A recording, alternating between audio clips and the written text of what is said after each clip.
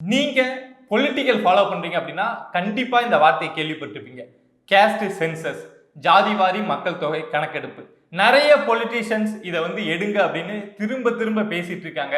நிறைய ஸ்டேட் இதை எடுக்கணும், சென்ட்ரல் கவர்மெண்ட் எடுக்கணும் அப்படின்னு ரொம்ப நாளா பல வருஷமா 1990 2000ன்னு தொடர்ச்சியா இந்த விஷயத்தை சென்ட்ரல் கவர்மெண்ட் எடுக்கணும் அப்படின்னு நிறைய ஸ்டேட் பேசிட்டு இருக்காங்க. ஆனாலும் இந்த ஜாதிவாரி கணக்கெடுப்பு அப்படிங்கிறது இன்னும் எடுக்கப்படாத ஒரு விஷயமா இருக்கு. அதுக்கு பின்னாடி நிறைய அரசியல் ஒளிஞ்சிருக்கு. ஏன்னா இந்த கேஸ்ட் சென்சஸை ஒவ்வொரு ஸ்டேட்டே தனிப்பட்ட முறையிலையும் எடுக்கலாம், ஆனா எடுக்க மாட்டேங்கிறாங்க. சென்ட்ரல் கவர்மெண்ட் எடுக்கணும் அப்படின்னு சொல்றாங்க. இதுக்கு பின்னாடி ஒரு பெரிய அரசியல் மறைஞ்சிருக்கு. இப்போ இன்னைக்கு டிஎன் அசம்பிளில எம்.கே. ஸ்டாலின் இத மாதிரி கேஸ்ட் சென்சஸ் எடுக்கணும் அப்படின்னு சொல்லிட்டு சென்ட்ரல் கவர்மெண்ட்டை வலியுறுத்தி ஒரு தனி தீர்மானம் நிறைவேற்றிருக்காங்க. 2 நாளைக்கு முன்னாடி தான் பாமகவை சேர்ந்த ஜி.கே. மணிக்கும் ஸ்டாலின் அவர்களுக்கும் ஒரு பெரிய விவாதம் நடந்தது இந்த கேஸ்ட் சென்சஸ் பத்தி. இப்போ தனி தீர்மானம் நிறைவேற்றியிருக்காங்க. ஏன் இதை ஸ்டேட் கவர்மெண்டே எடுக்கல? ஏன்னா இதுக்கு ஸ்டேட் கவர்மெண்டே இதை எடுக்க முடியாதா அப்படின்னா எடுக்க முடியும். இதுக்கு முன்னாடி உதாரணமா பீகார், கர்நாடகா, ஒரிசாவிலலாம் எடுத்து காட்டியிருக்காங்க. ஆனாலும் ஏன் இப்போ இந்த விஷயத்த சென்ட்ரல் கவர்மெண்ட் எடுக்கணும் அப்படின்னு ஸ்டேட் கவர்மெண்ட் புஷ் பண்றாங்க? இதுக்கு பின்னாடி என்ன அரசியல் இருக்கு அப்படிங்கிற விஷயத்த இந்த வீடியோல தெளிவா பார்ப்போம். பிரபா டாக்ஸ்ல நான் போஸ்ட் பண்ணக்கூடிய கண்டென்ட் உங்களுக்கு பிடிச்சிருக்கு அப்படின்னா சப்ஸ்கிரைப் பண்ணி சப்போர்ட் பண்ணுங்க. வியூவர்ஸ் அனைவருக்கும் வணக்கம்.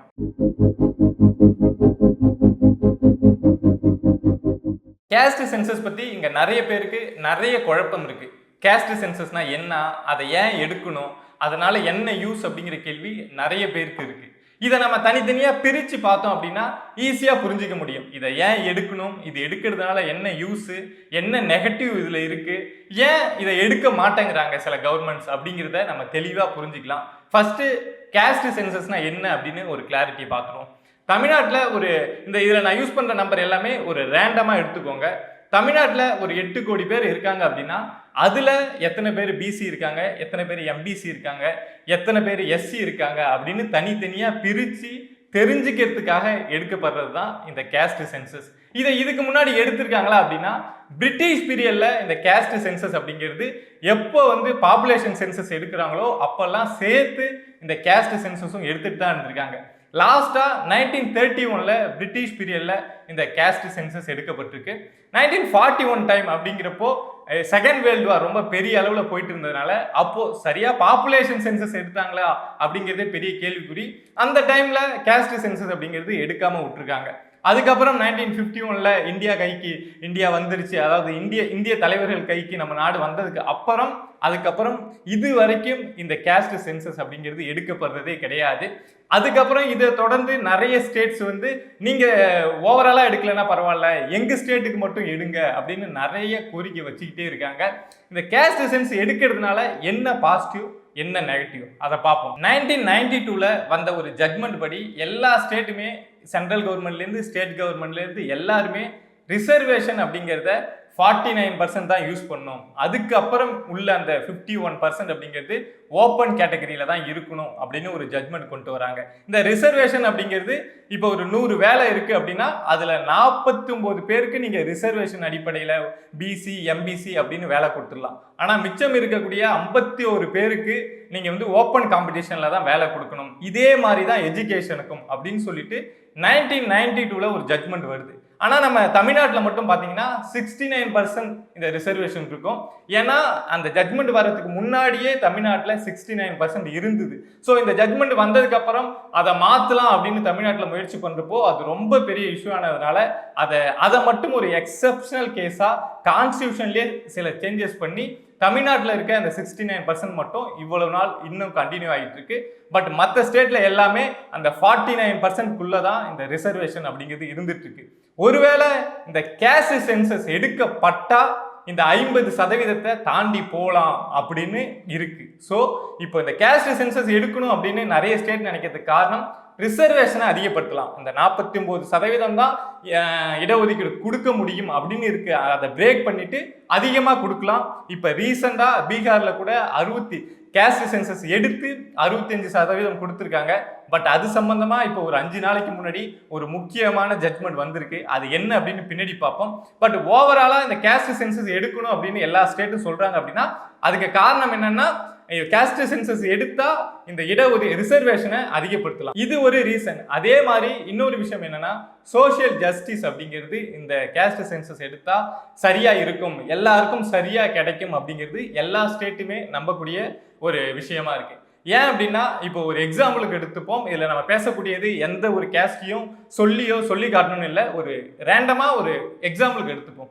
இப்போ தமிழ்நாட்டில் எம்பிசி வந்து ஒரு 25% இருக்காங்க அப்படின்னா, ஆனா அவங்களுக்கு கொடுக்கப்படுற ரிசர்வேஷன் இது வரைக்கும் 20 அப்படின்னு தான் இருக்கு. அப்படின்னா இப்போ கேஸ்ட் சென்சஸ் எடுத்து இல்ல இங்க வந்து எம்பிசி வந்து 25% இருக்காங்க அப்படின்னா, அவங்களுக்கு அதன் அடிப்படையில் அந்த கேஸ்ட் சென்சஸ் அடிப்படையில் எவ்வளவு ஓபிசி இருக்காங்க, எவ்வளவு எம்பிசி இருக்காங்க, எவ்வளவு எஸ்சி இருக்காங்க அப்படிங்கிறத நம்ம டிவைட் பண்ணி அதற்கு ஏற்ற மாதிரி இங்க ரிசர்வேஷன் அப்படிங்கிறது கொடுக்கப்படும். அதாவது ஒரு ஜாதி கம்மியா இருக்கலாம் ஒரு கேட்டகரியில இருக்கிறவங்க, ஆனா அவங்க வந்து ரிசர்வேஷனை வந்து இப்போ அதிகமா என்ஜாய் பண்ணிட்டு இருக்கலாம்.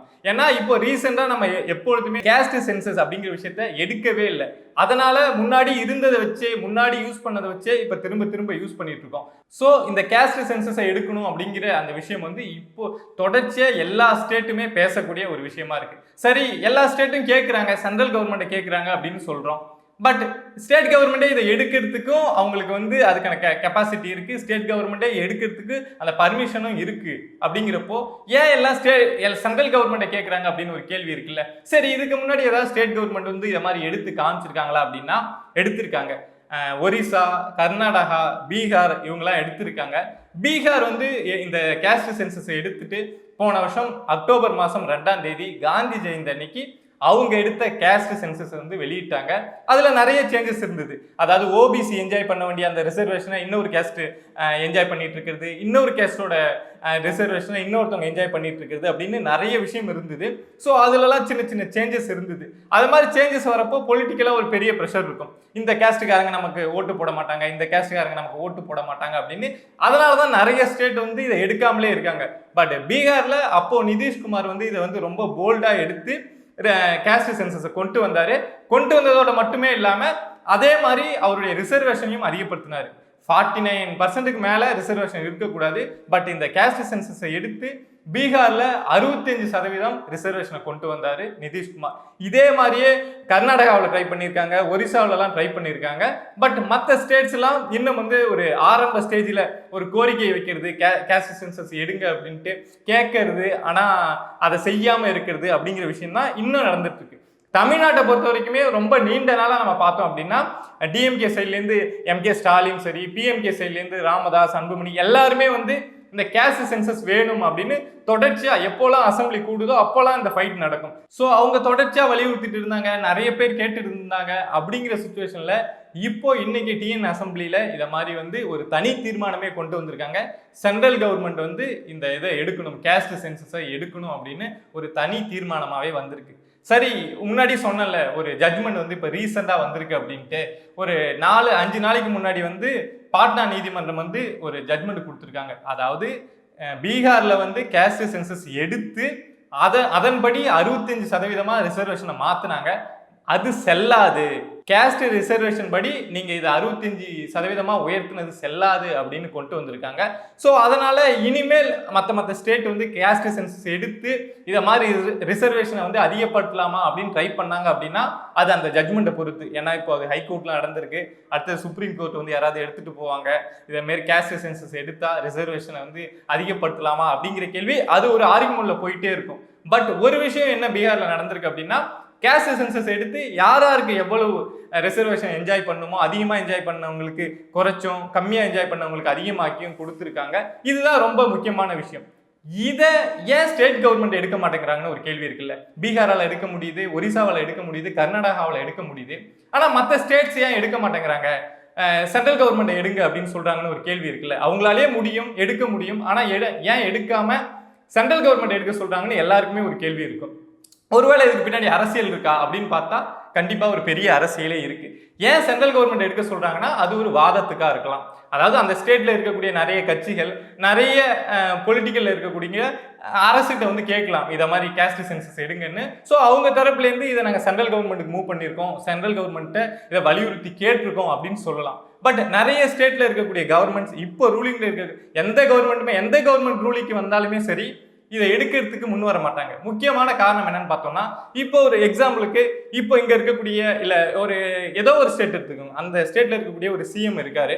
அந்த சிஎம் ஒரு கேஸ்ட்ல இருக்காரு அப்படின்னா அந்த கேஸ்ட் பீப்புள் அவங்க எல்லாருமே வந்து அவருக்கு ஓட்டு போடுற முக்கியமானவங்களா இருப்பாங்க. எல்லாருடைய ஓட்டும் அவங்களுக்கு போக வேண்டியதா இருக்கும். ஒருவேளை நம்ம கேஸ்ட் சென்சஸ் எடுத்து அது மாறுது அப்படின்னா அவங்க இது வரைக்கும் ஒரு ரிசர்வேஷன் என்ஜாய் பண்ணியிருப்பாங்கல்ல, அது வந்து வேற ஒருத்தவங்களுக்கு போகுது அப்படின்னா இங்க இருக்கக்கூடிய எஸ்சிக்கு இருக்கிறது எஸ்டிக்கு போகுது, எம்பிசிக்கு இருக்கிறது ஓபிசிக்கு போகுது, இப்படின்னு ஒரு பெரிய ஒரு சேஞ்சஸ் நடக்கும். அப்படி சேஞ்சஸ் நடக்கிறப்போ நம்மளுடைய ஓட்டு வந்து என்ன ஆகும்? இவ்வளவு நாள் ஒரு செட்டப்ல கொண்டு வந்து நிறைய ஸ்டேட்ல பாக்குறோம். அதாவது கேஸ்ட் வைஸ் ஓட்டை வாங்குறது, இந்த கேஸ்ட் இப்படி இருக்கிறதுனால ஓட்டை வாங்குறது அப்படிங்கிற விஷயத்த நம்ம ரொம்ப நாளா பார்த்துட்டு இருக்கோம். அப்படிங்கிறப்போ இதை மாதிரி மாறுது, கேஸ்ட் சென்சஸ் எடுத்து விட்டோம் அப்படின்னா அதுவும் வெளிப்படையா டிரான்ஸ்பரன்சியா எல்லாம் தெரியுது, இவங்க இவ்வளவுதான் அப்படின்னா இதுல சில கேஸ்ட் வந்து நமக்கு எதிராக போவாங்க. இவ்வளவு நாள் நமக்கு ஓட்டு போட்டு இருந்திருப்பாங்க. ஒரு 30% இருக்கக்கூடிய ஒரு கேஸ்ட் வந்து இவ்வளவு நாள் ஒரு கட்சிக்கு ஓட்டு போட்டு இருக்காங்க அப்படின்னா அவங்களுக்கு நாளைக்கு மாறி அது கம்மி ஆகுது, அவங்களுக்கு கிடைச்சிட்டு இருந்த அந்த ரிசர்வேஷன் என்ஜாய்மெண்ட் அப்படிங்கிறது கம்மி ஆகுது அப்படின்னா அவங்க வேற ஒரு கட்சி பக்கம் திரும்பிடுவாங்க அப்படின்னு இதுக்கு பின்னாடி நிறைய அரசியல் வச்சு நிறைய ஸ்டேட்ஸ் வந்து இதை எடுக்காம இருக்காங்க. பட் இது எடுக்க வேண்டியது அவசியம். அது நம்ம சொன்னதுலேருந்தே உங்களுக்கு புரியும், இது எடுக்க வேண்டியது அவசியம். ஏன்னா கிடைக்க வேண்டியவங்களுக்கு அந்த சோசியல் ஜஸ்டிஸ் அப்படிங்கிறது கிடைக்க வேண்டியவங்களுக்கு போய் சேரணும். ஆனா இதை வச்சும் அரசியல் பண்ணாம, ஏன்னா இது சென்ட்ரல் கவர்மெண்ட் எடுத்தாலும் சரி ஸ்டேட் கவர்மெண்ட் எடுத்தாலும் சரி எடுக்க வேண்டும் அப்படிங்கிறது தான் நம்மளுடைய நிலைப்பாடு. பட் இதை வச்சும் அரசியல் பண்ணாம சீக்கிரம் எடுத்தாங்க அப்படின்னா நல்லா இருக்கும். உங்களுடைய பார்வையில இந்த கேஸ்ட் சென்சஸ் அப்படிங்கிறது எடுத்தா யூஸ்ஃபுல்லா இருக்குமா இருக்காதா அப்படின்னு நீங்களே கமெண்ட் பாக்ஸ்ல கமெண்ட் பண்ணுங்க. Will see you on next video. Bye viewers.